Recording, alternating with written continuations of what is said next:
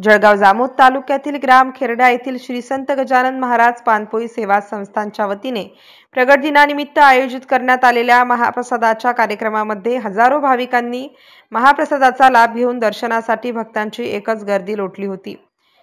प्रगट दिनानिमित्त कार्यक्रमाचे आयोजन करण्यात आलेले होते। 18 फेब्रुवारी रोजी सामूहिक पारायणाचा कार्यक्रम उत्साहात पार पडला।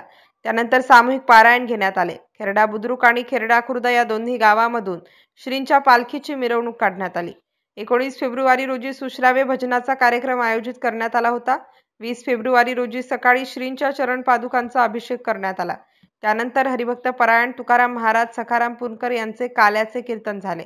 महाआरतीनंतर दुपारी 12 वाजतापासून महाप्रसादाला सुरुवात झाली।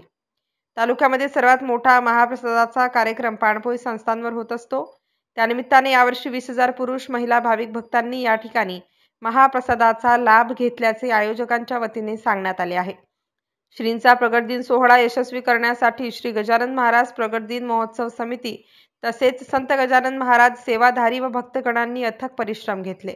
MCN न्यूज मराठी करिता उत्तम आगरकर, खेरडा।